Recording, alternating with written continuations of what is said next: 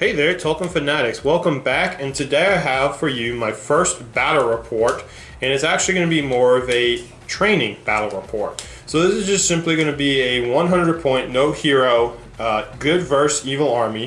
For our good army, we have here Warriors of Minas Tirith against Easterling Warriors. So everything's going to be WYSIWYG. So as you can see, there's a couple knights here, there's a couple Easterling cataphracts, we've got some pikes, we've got shield guys. So everything is WYSIWYG. I have exactly 100 points with the army of Minas Tirith, and I'm at 96 with the Easterlings. So for those of you who know, Easterlings can be upgraded with Black Dragons. I did not give them Black Dragon upgrade for this, just to keep it simple, because I want to show the difference between fight values and how that can work. So on the left side here, as you can see for the Warriors of Minas Tirith, I actually have a couple Guard of the Fountain Court, so they are going to have that Fight for bonus, and I want that to come into play for this video. So with me, I have my lovely wife, who has decided to be kind enough to grace me with her assistance because she thinks I'm a nerd doing this. So this is going to be a training video, and it's going to work out well because I'm going to teach her how to play, and I think doing that will also help you guys while I record it, to show you someone who's never played before. So we're going to go ahead and get stuff set up. I'm going to give her a little instruction, and then we'll be back and I will show you guys a playthrough video of 100 points of Minas Tirith versus 100 points of Easterlings. So stay tuned for that. Okay, Tolkien Fanatics, so here we are, we're set up. We have the Easterlings on this side and the Minas Tirith army on this side. So we're simply just going to do a clash of to the death. I'm going to cover a lot of things. If I've covered everything and the game hasn't ended, then we'll just go ahead and call it a video. So for those who haven't watched my videos, I highly recommend go and watch how a game works and the different phases and what happens during those phases. So I'm going to briefly allude to them during this video, but I highly recommend you check the cards in the corner above to see those individual videos if you have any questions that arise. So Tracy, I gave her a rundown of how this works. She played this a long time ago with me once, has never touched it again, so I basically just told her everything of how this works. So she'll probably be asking questions, which I hope you do. Right, girl? Yes. She is begrudgingly assisting me with this. I've been coerced. I cheated. I whined her. Uh-oh. As you can see, there's a shadow. My cat has decided to come and beat terrain. We're not playing with terrain just because of the simplicity of this. Okay, so turn one, or phase one. Yep, turn one, phase one, same thing. What's the first phase, girl? Remember? Priority. Priority. It's priority. We both roll a dice. She gets a 3. I get a 3. So for this situation, we just re-roll. Since it's the first turn. Alright, I got a 4, she gets a 1, so I get to make my movement first. So there's advantages and disadvantages to moving first and second. Dust Bunny, what are you doing? Guys, this is my cat, Dust Bunny. You have to decide how you want to move your models in order to set yourself up for success. So I'm going to move my archers 3. And I'm going to go ahead and move the rest of my guys up 6 inches. So I'm in charge range for your cavalry if you wanted to, but this is my recommendation. I would not charge your cavalry into me on turn 1. Why? Because if you send your cavalry out, yeah, they'd get the first strike this turn, but the subsequent turn, I'd be able to surround them. That, and because of the fact that I have myself in this nice little pike block, if you engage me in certain ways, so this first one, say you engaged here, yeah, he'd have 3 supports, and then you could take this guy and engage on the flank, but he'd be fighting a 1-on-1, he'd be fighting a 1-on-3. Due to the fact that I have the pike block set up, pikes, you simply need to be in base contact. So if she were to fight me against this guy here, I would have a pike block set up here with this L. That does work, that is legal, that is perfectly legal to use. So I'll let you move.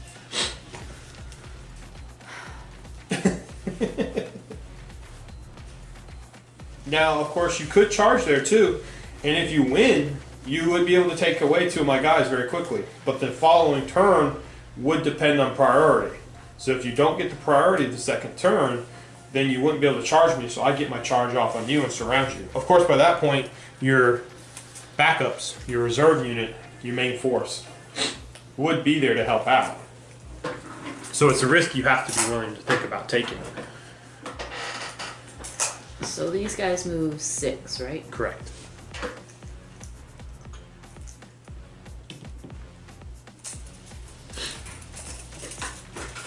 Oh man, allergies are killing me.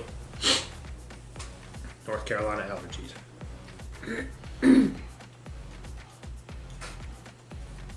And these guys can move the same. Yes, ma'am. You got it. Look at that guy. She's a quick runner.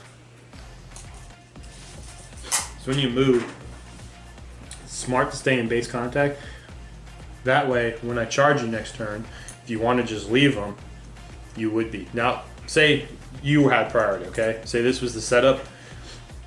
So you already moved. Now I would get to move. If I charge you and you're not in base contact, well, if you've already moved, you don't have the ability to put them in base contact. Now, for the most part, guys at home listening, be nice. Let's play fair. We see how the pike blocks are set up. If you obviously are trying to keep a pike or shield block going and your opponent for some reason has a little bit of space, you know, like that, just due to movement, because the terrain is not always nice and flat. These mats are not always nice and flat. If the intention is there to maintain a shield and pike block, please remember page, I think it's 13 in the book, where this is a game for fun. You want to move anything else? No. No? Okay.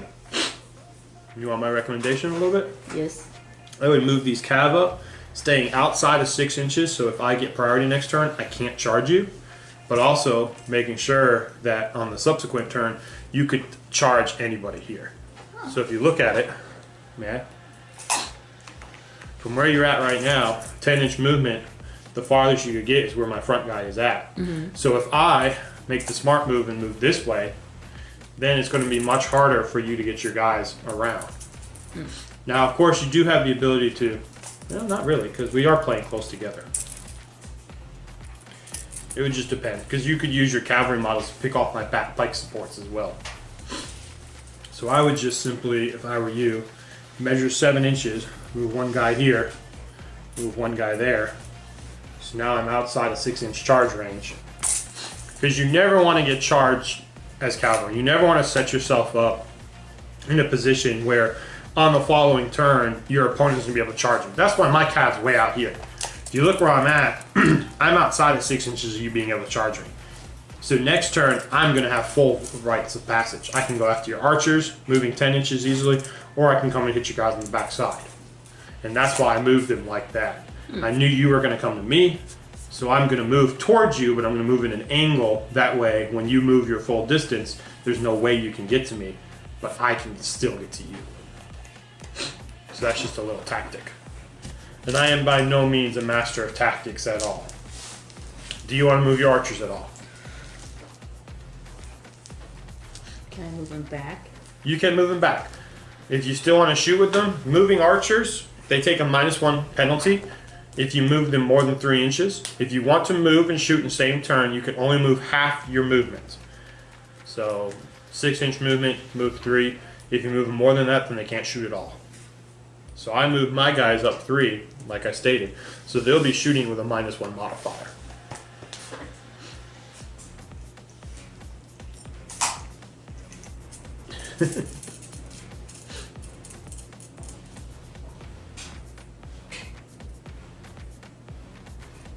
Okay. So that's movement phase, quick, simple, painless. Now we move on to the shoot phase. So I have priority. I get to shoot first. So I'm going to shoot my first archer, and I'm going to shoot at your cavalry guy. Archers, these guys have standard bows. That's a 24-inch range. So for anybody at home that's curious, yeah, you can see we started well within 24 inches of each other, just for the simplicity of the video. So I'm shooting on a -1 modifier. Standard hit is a 4. I need a 5. I get a 3, so nothing there. So the next guy, I'll go ahead and shoot at your archer over there. Same thing, I need a 5. Nothing again. All right, so your turn, girly. What you got?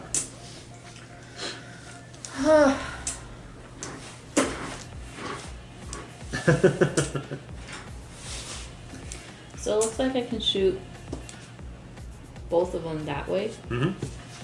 As long as you have line of sight, which is from the model's perspective to whatever target you want to hit at. So I'll just do this one to that archer. Okay. So you move, so you take the -1 modifier, so you're going to be hitting on a 5. Okay. So just one dice? Yep. She gets a 4. See, shouldn't have moved. And the second guy? Same guy. Okay, go for it. Alright, so she hits on a 6. I don't know if that's in frame or not. Let me check the camera real quick, guys. Yep, it is. Cool. So she hits on a 6. So that bow is a strength of 2. My warrior is a defensive 5. You need that 6 again that wounds him. Yeah, I know. 4. So no wounds. So that's the end of the phase. We both shot all we shot. We both moved all the way out. So now there's no combats. So now we're on the end phase. So now we move on to priority. So again, we roll to see who gets priority. I get a 5. She gets a 4. So I get to move first again. So my movement, I'll go ahead and charge. So this guy's going to charge here. And I'll send my pikes to support him. And this guy's going to charge here with my pikes to support him. So my archer is out of charge range because he only moves 6 inches. But what I'm going to do is position this archer here. So remember what I told you about control zone. If you want to charge this guy, you either need to stay outside of his control zone or you have to neutralize it first. So you can't send this guy in to pick him off to make it so you would have 4 guys because you'll enter his control zone. And then I'll just send these guys here. And then my archer will just move up 6 inches. And that's my movement. It's not your movement. What?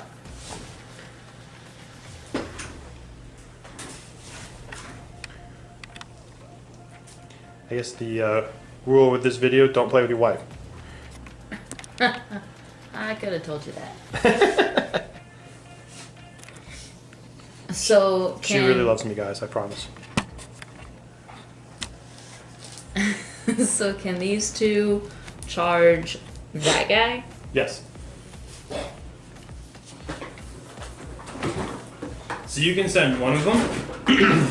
So the reason I did that is to prevent you from taking this model. So say this, he wasn't here.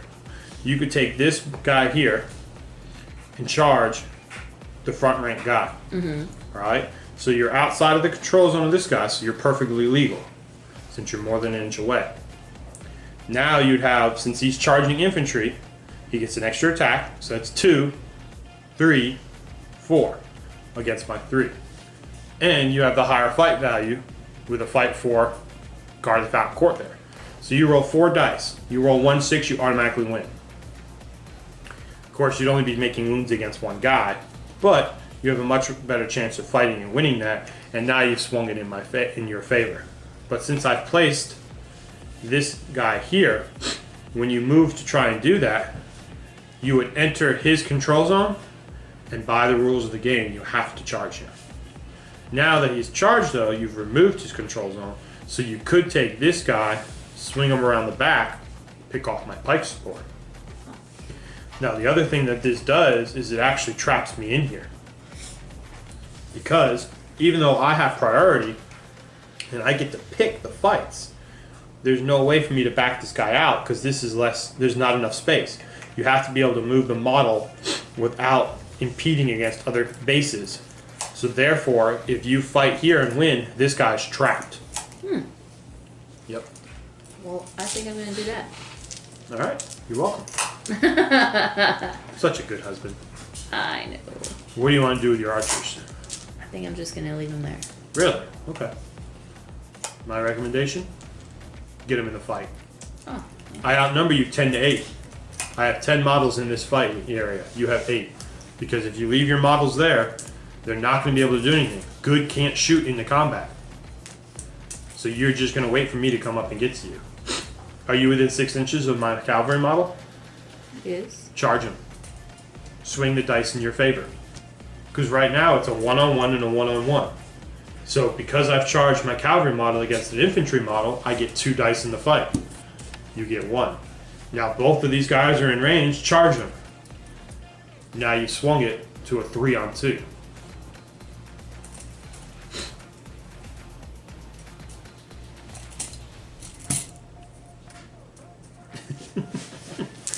I like how you do that. I think it's a board game. Okay. It is a board game. It's not Monopoly. Or Parcheesi. Don't gotta count the spaces. Although it is adorable. So, shooting phase, since you've moved. Now, if you wanted to, these guys are not engaged in combat directly. So, if you wanted to, you could move them around. You know what I mean? You could have them come charge over here. You could have this guy come support over here. You could swing him around the backside. You could do whatever you want. Because of the fact that they are not directly charged, they're only in spear support base contact, they still can move. And that is sometimes the tactic you want to use in order to help flank or put numbers in a situation where you have to win or want to win. So for me, if I'm looking at this, I'm thinking dice-wise, I would honestly maybe take him and put him here, and this guy and put him here. My reason being, if you swing him over here, you've got 3 dice now because you've got a guy who's charged, so he's 2-on-1. Now you bring him over here, you've got 3 dice, and you've got the fight value advantage. So 3 dice to get a 6. He goes prone if you win, because with the higher fight value, you're going to automatically win on a 6. Mm-hmm. So if you win that fight, you knock him prone, he's trapped. Now you've got 6 dice to wound, so you're going to have overwhelming odds to probably kill this guy. Same thing over here. I've shown you what my cavalry models can do with the movement ability to hit flanks. If you swing him over here, you're going to have 1, 2, 3, 4 guys in the fight, and he's going to have the fight value advantage. So again, 4 dice to get 1 single 6. Now that being said, I have charged. So I am charging cavalry against infantry. If for some reason you lose that fight, all your infantry models are knocked prone. Oh. So you have to think about it. I'm more of a go big or go home type guy, so that would be how I play. I wouldn't play conservatively. I would double up like crazy. That's all depends on the player. So for you guys at home, if you're more conservative, keep it as it is. If you want to try and go big or go home like I do, this is an idea I would do. Put this guy which way? Right here, because he can go in base contact. Because he moves 6 inches, and this is less than 6 inches around here. Spears can't support through a cavalry base. You can only spear support through a base that is the same size or smaller. In 25 mil bases, which is what infantry is on, is the smallest base size. Okay? So you can't move anybody else because they've charged or been charged. So there's no shooting since my one bow guy, who's the last one left, moved his full 6 inches. That's why I brought him up on this side, because I was expecting for you to come to me. If you didn't, on my subsequent turn, I'd just have another guy to envelop you. So that's why you have to remember too, guys, bowmen are also warriors. Yeah, they can give you some bonus by shooting range to maybe pick off a hero or an enemy model here or there, take a guy off his horse. But at the end of the day, you still want that model in the mosh pit fighting. Otherwise, you are purposely putting yourself at a disadvantage. You don't want to do that. Alright, so priority was to me, so I picked the order of combats. So let's go ahead and actually do this guy here first. My thought process being, I would be able to untrap this guy if I lose. Or win, because if I win, you back away. And with the Glittering Horde special rule, that no, it's the Phalanx, my apologies. The Phalanx special rule that the Easterlings have, I can make way with 2 guys. So I'll use this pike to support because they are in the whole pike block, everything's connected. So I'll have my 2 attacks, and you charged, so you have 2 attacks. I get a 4 high. You get a 6, so you win. So I back away, and then my model goes prone. Normally, you don't lay a model prone. There are tokens, markers, use a dice, something like that to signify that a model is prone. It specifically says in the book, do not lay a model prone because of the fact that now you've just made an impedance of other models trying to move around them. So you just simply need to leave them upright and marked. But for training's sake, since this is a training video, I'll lay them prone. That way the folks at home can see this. So you charged. You got your bonus. Now you get your lance bonus for charging, so you get a +1 to wound. So you have 4 dice, because you had 2 originally, right? Yeah. Going prone is trapped, so you double those dice. You need a 6 to wound, because the strength of 3 on the defense is 6, but +1 to that, so you need a 5. Don't you yawn at me. It's too early for all that. And you got it. So 1-5, that's enough to do it, and he dies because he only has 1 wound. So the first casualty, due to my wife beating up on me. See, you can play this game. It's your way to take anger out on me.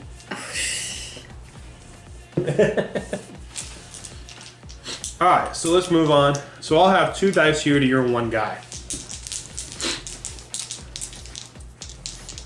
I get a 4. Go on, roll a 5 or 6. She did it. She blew on the dice. And she rolled a 5. So the reason, but do you see the reason why I did this now? Now you can back up. Now I can make wet nade. So I can back away. You can move into enemy control zones when backing away. There's absolutely nothing wrong with that. You simply can't move into base contact with the enemy. So even though I'm entering where I would be within less than 1 inch, and therefore I'm in his control zone, that's quite alright. So now you make a strike. You have a strength of 3 against my defense of 6. You need a 6. Go ahead, roll a 6. Just make my day. She's blowing on it, guys.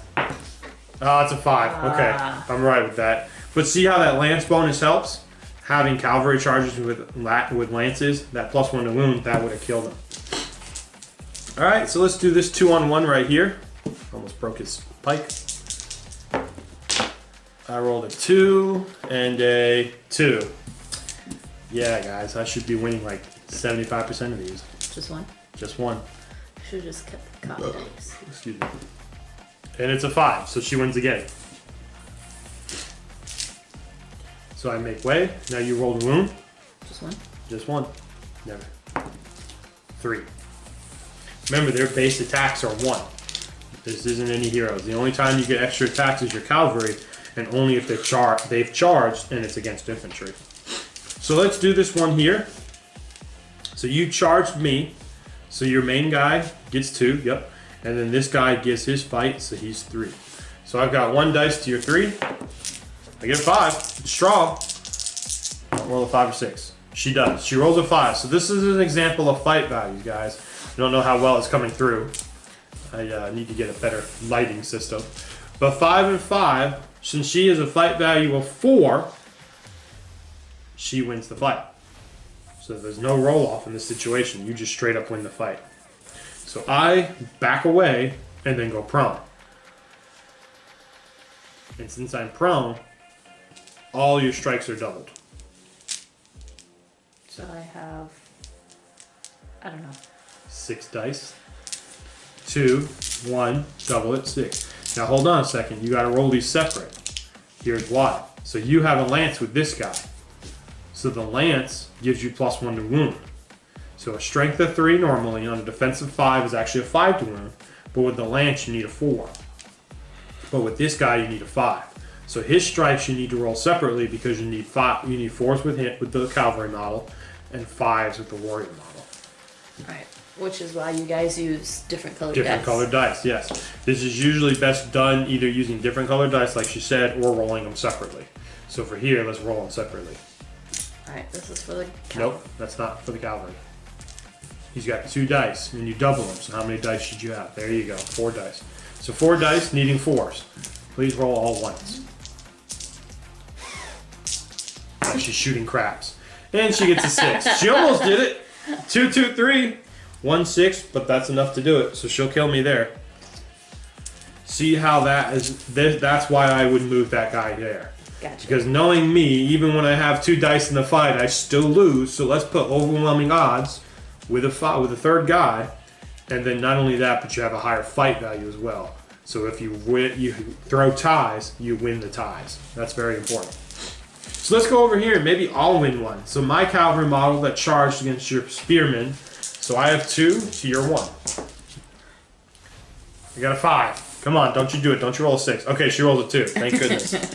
Alright, so your model backs away and goes prone. Unfortunately, well, you can make way. So you can make way there. He has to move either forward or backward an inch to make way. And then he backs away an inch, and then he goes prone because he was charged by cavalry. Okay. Now, unfortunately, Easterling cataphracts, as much as I love Easterling, have no lances. So I need 6s to wound you. Wah wah. And hey, look at that. I didn't get one. A 1, a 1, a 3, and a 4. No surprise there. That's how I roll. Oh, hey, look, there's a 6. So last but not least, combat. My cavalry model charged against your 1, 2, 3, 4 guys. So I will roll. I get a whopping 2 on 2 dice again. And I just get 4 dice? Just 4 dice. Yes, you get 4 dice. And you need, unless you roll straight ones, you won. Yeah, you won. Oh, look, a 6. Yeah. You won it with that 3. Actually, you won it with that 2, but okay. I just rubbed some salt in it with the 6. Yeah. So now I back away. So now you have the option of either striking the horse or the rider. If you strike the horse and you kill the horse, then you take away my cavalry ability.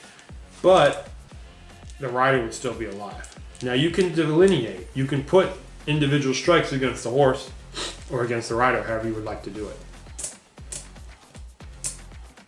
I think I'll just kill the rider. Okay. You need 6s. Oh. What if I just want to kill the horse? Then you can roll all against it, or you can delineate. Delineating meaning you can throw individual strikes against it. Oh. So my recommendation in this situation is actually to put maybe the first 1 or 2 strikes against the horse. So it is an armored horse at defensive 5. You are strength of 3, so you need a 5 to wound my horse. Oh, okay. So do you want to wound the horse, or do you want to wound the rider? Oh, let's do the horse. Okay, so how many are you going to put against the horse? 2. Okay, so first 2 strikes, go ahead. I see 2 1s, so absolutely nothing. So now you can decide if you want to continue going after the horse or if you want to go after the rider. I'll try the rider. Okay, so you got 2 more attacks. You need 6s. Nope, 1s and 3s. So my guys remain alive. Okay, so that's the end of all the combats. So now we move on to the end phase, which is just a survey of the damage done. See how though that situation went in your favor because you had 4 to my 2. That's why you don't leave your our cat's being goofy. That's why you don't leave your bowman back. All right. Yes, Hermia. Priority. I roll a 4. She rolls a 2. You just can't win priority, can you? This is where heroes are useful. Because heroes have might and they can do something called heroic movements. Specifically a heroic move. Yeah, heroic movement. Heroic action, specifically a heroic movement. In order allowing you to usurp the normal chain of events for priority. So instead of me getting to go first every turn, you could do a heroic movement and that would allow you to go first. But we didn't play with heroes. So this is what happens when cavalry models don't get to charge. I'll charge here. And then I'm going to gang up on this cavalry model.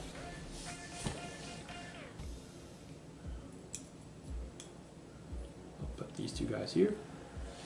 This bowman is going to come get that guy. He's going to get that 1.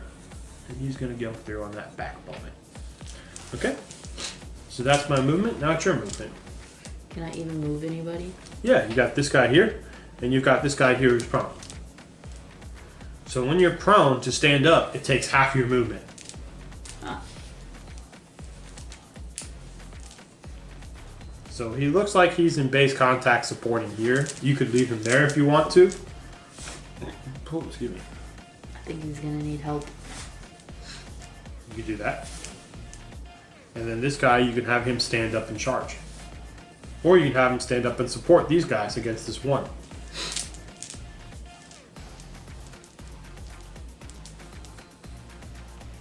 Good support there. Okay. No shooting because everything's in combat, so straight into combats. So again, I have priority, so I get to choose them. So let's do this one-on-one right here. Bowman versus Bowman. You get a 5. You get a 6, of course. You scum. Wah wah. So now you rolled a wound. You have a strength of 3 against my defense of 5. You need a 5 to wound. She gets 2. Alright, so next up, my cavalry model who charged your bowman. So I have 2 against your 1. 6. 6. Alright, so roll off time. We're both fight value 3, so the way to figure out who gets it is a 50-50 roll off. Good takes it low, evil takes it high. One person rolls this. The way we usually play it, house rule is priority player gets to roll the dice. You guys can figure out whoever wants to do it, either have somebody who's specifically delineated, but our house rule is priority player gets to roll for the roll-offs. So I am evil, so I will take it on a 1, 2, 3. Tracy's good, she'll take it on a 4, 5, or 6. It's a 4, of course. So I back away, and you have the option to strike my horse or rider. You need a 5 to wound the horse and a 6 to wound the rider. I'll do the horse. Okay? And it was just in base contact with this one, right? Yep. It's a 3. So thankfully my guy is alive. Alright, so let's move on. Right here, I charged your one guy. What you went ahead and supported. So you have 1, 2 attacks to my guy who charged. So with the bonus attack, it's a 2 on 2. I get a 4 high. Roll hole for me, girl. You roll a 5, so you win. So again, I back away. Horse or rider, girl? Horse. Alright. For both of them or one of them? Both. Both of them? Need a 5. Alright, so she kills my horse with both strikes. Good job. So now I take what's called a thrown rider test. I roll a d6. On a 1, I go prone and I take an additional strength 3 hit. On a 2 through 5, I'm good, but I can't do anything else for the rest of the turn. On a 6, I can continue to move as normal. This is usually seen in the movement phase due to shooting or throwing weapons or making a jump test. So here we go. I roll a 5, so he is just simply dismounted and he continues to fight. I'll just use that dead piker to represent him. Alright, so you have your 3 guys against my 1 here. So I'll go ahead and just roll my 1 dice. It's a 2! Go ahead, roll all 1s for me, girl. And she gets a 5, no surprise. All 3 all fives. 5s. You want to go play some craps? Because you're pretty good at rolling. You blow on them too. It's the boobs. Oh, must be nice. Alright, so 3 dice against my 1. You need 6s to wound. Oh no! It's okay. You got a minor straight. 1, 2, 3. Yahtzee! So nothing happens there. Alright, so let's move on. This fight here. My 1 against your 2. Now since I charged your cavalry model, you don't get your bonus attack and you don't get your lance bonus. So just 2? So just 2. I get a 2. I'm rolling hot 2s today. So I'm not knocked prone, but I do back away and you do need straight 6s to wound me. And she doesn't do it. Alright, so here we go. Last fight. And I saved this one for last just because it's a special one. So I have 3 guys against your 1. You didn't get the charge, so you only have 1 attack. Now watch me roll really poorly. I rolled a 6. Oh, hey! Yeah, okay. 1 6 out of the whole game. Oh, yeah, Weisenheimer. I've gotten 2, thank you. Alright, so I won the fight. You're trapped. It is impossible for you to back away in any direction without moving my bases. Therefore, you are considered trapped. So I get to double my strikes. I'm gonna die. Now, hopefully, but I can't roll 6s, so I'm gonna put all these. Just roll a 6. I rolled a 6, exactly. I'm gonna put all these strikes on the rider, hoping to get my first 6 and my first kill. And I didn't. This is why I rage quit when I play games, guys. So since I trapped you but didn't wound you, no surprise there, I actually have to back away in that situation. So that's all the combats. So let's go ahead, let's play one more turn. And then I think everything at this point has been covered, so there's really no point in continuing on video camera. So we'll just play one more turn. I get a 6 for priority. Go ahead, girl, roll a 6. Make me mad. on the table, please. You get a 4. Okay, that's good. So what would have happened there if she had rolled a 6 is simply that the prior player who had priority loses the priority. So she would have won it. But she didn't roll a 6, so I get priority. At least you got something going for you. Yeah, priority, even though I can't get any kills or win any combats. Even though I am trying. So I'll charge those guys. Now I'm in a situation where I'm outnumbered. So for me to try and get a numbers advantage is going to be very hard for me to do in order to get some kills. Okie dokie. Alright. So I've charged all your models. It's very much the same. We have my bowman on your 2 bowmen, my cataphract warrior against your guy. You have the option of moving him if you'd like, or you can continue to support him. So if I left him in support, can I actually move to base contact? Does that change anything? The only thing it changes is if I were to win the fight. Since I have charged, I've got 2 attacks. If I win the fight, I double them. Okay? And now that you've given me another model in base contact, both of them go prone, and I have the option of striking either one. So there is a potential I could kill both of your models in one turn. That's why sometimes it's better just to stay in spear support. So even if you do lose and I win, the worst you could lose is 1 model. Oh, okay. Well, I think I'll just Stay where you're at. stay where I'm at. Just keep them there. So I've resurrounded my horsey here that I failed to kill. Charged up against these guys again. I have another 2 on 2. Used my unhorsed cataphract against your spear, so he actually doesn't have a pike. We have to remember that. And then you've kept him there, and my bowman's fighting too. So let's go ahead and start this last turn and see if I can't maybe get a kill. So my bowman against your 2 bowmen. I get a 1. Come on, roll 2 1s for me. She gets a 3. She rolled a 2 and a 3. We're doing very good rolling. So I back away. So you need a 5 to wound me. And she does, double 5s. Alright, you have to go hit the craps table in Atlantic City. You're getting what you need. Alright, so let's do, yeah, we'll do this guy against the 2 like I talked about. 6. You roll a 5 high. So there you go. So that's what I was talking about. So then this one can scoot back. Yep, he backs away, makes way. And then this one can scoot. He backs away, and then he goes prone because he's charged by cavalry. And he 6s to wound him. Oh, I got 2 of them! So he's dead. Well, that's your quota for the night. Yeah. Wise guy. See what I gotta live with, guys? This is who I'm married to. Alright, so let's do this 1-on-1 right here. I got a 2. You got a 5. Alright, so you need a 6 to wound. You get a 4, so he's good. And I've got 1 on your 2. I get a 4. You get a 6. You need that 6 again and you kill him. Come on, you can do it. No, 1 and a 2. Alright. And then 1 on your 2 again. Again, I've charged your cavalry, so I took away your extra attack and your lance bonus. 4. 5. So I do back away again. You need 6s to wound. Nope. Alright, so last but not least, my 3 on your 1. You get a 6. You get a 3. Here we go. Need a 6 to wound you. I hit my quota, didn't I? I did. There you go, guys. A 5 high again. So I'm still alive. Yep, and I back away. So that's going to be off of the camera for now. So we'll just call this a ministerial victory because they've killed 3 guys and unhorsed another one, and I've only killed 1. So thank you, Tracy, for being my lovely training partner. You guys will see more of her.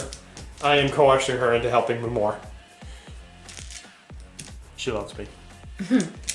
Say hi! Alright guys, thanks for watching. If there's anything that you'd like to see on camera for a demo, please leave it in the comment section below. Please hit that like, share, subscribe button. Help me beat those YouTube analytics.